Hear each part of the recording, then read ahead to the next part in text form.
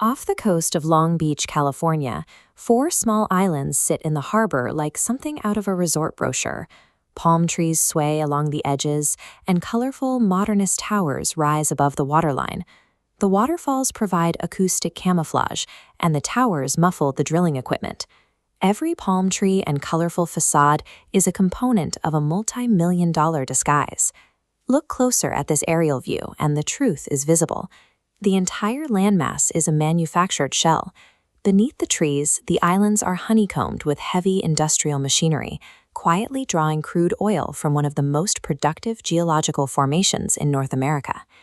The city spent tens of millions of dollars to engineer this tropical paradise, an investment forced by a history of geological instability and public outrage. The history starts in 1892, when prospectors first struck oil near downtown Los Angeles. By the 1920s, the region was consumed by a resource rush. Forests of wooden towers crowded the hillsides, completely overtaking the residential neighborhoods of what was then a small agricultural town. Drillers near Long Beach soon hit the Wilmington oil field. They had tapped into a vast, highly pressurized reservoir of crude, stretching miles beneath the harbor and out under the ocean floor, ultimately yielding over 2.5 billion barrels. The city drew massive revenue from this, but pulling that much volume out of the earth carried a physical toll. By the 1950s, the rapid removal of oil left massive voids underground. The land literally sank. Harbor areas dropped 25 feet, buckling streets and shipyards. Engineers stopped the collapse through water injection. Pumping seawater back into depleted rock formations stabilized subsurface pressure, keeping the ground intact. The city survived, but the episode left residents deeply shaken. Watching their streets buckle and drop permanently erased the public's tolerance for visible urban oil extraction. The problem for Long Beach was that the Wilmington field's boundaries extended well out beneath the harbor. Accessing the most valuable remaining oil required building raw industrial platforms like this one, right in state-controlled tidal waters. Residents resisted the idea of anchoring unshielded drilling rigs directly in their coastal sightlines. A political compromise finally broke the gridlock in 1964. The state authorized offshore drilling, but mandated that the operations revenues flow directly into a trust fund dedicated to building the California State University system. Even with billions promised for education, the city required a psychological disguise powerful enough to make residents forget the oil was there. Designer Lanesh proposed a solution, constructing 4 entirely artificial landmasses built up from sand and rock dredged directly from the harbor floor. Built in 1965, the 4 islands covered roughly 39 acres. In a nod to the technological optimism of the era, the city named each island after a member of NASA's original astronaut corps. Lanesh dressed the perimeters with hundreds of mature palm trees, tropical shrubs, and maintained flower beds.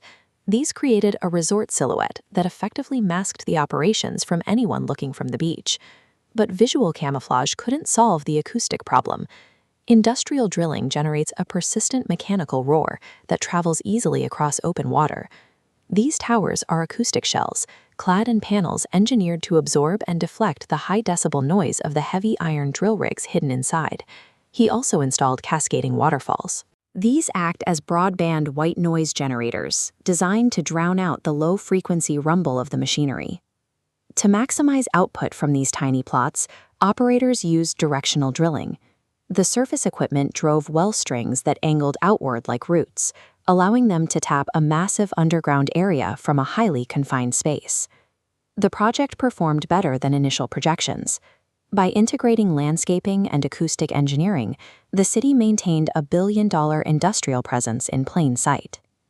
In 1969, an offshore well ruptured near Santa Barbara, dumping 3 million gallons of thick crude into the Pacific. It was a visceral catastrophe that galvanized the modern American environmental movement. The spill triggered a wave of state and federal environmental legislation. The new rules effectively banned the approval of any new coastal drilling operations in California. The islands in Long Beach survived this regulatory shift because they were grandfathered in, having been completed just a few years before the spill occurred. The islands are historical anomalies. They exist only because they managed to slip through a brief closing window in environmental law before the gates shut completely. Today, the disguise is a known secret to locals. The islands remain active, though they are now heavily regulated, closely monitored, and continuously upgraded to meet modern safety standards. But their time is running out. California is legally committed to reaching carbon neutrality by 2045, and state regulators are pushing to halt all new extraction permitting. This sets up a complex engineering problem. Decommissioning a standard rig is difficult, but removing 39 acres of reinforced rock and sand from a harbor that has spent half a century organizing itself around their presence is an unprecedented challenge. Planners are debating what to do with the structures once the oil runs dry. Proposals range from converting them into marine research hubs or clean energy stations to leaving them as artificial reef structures.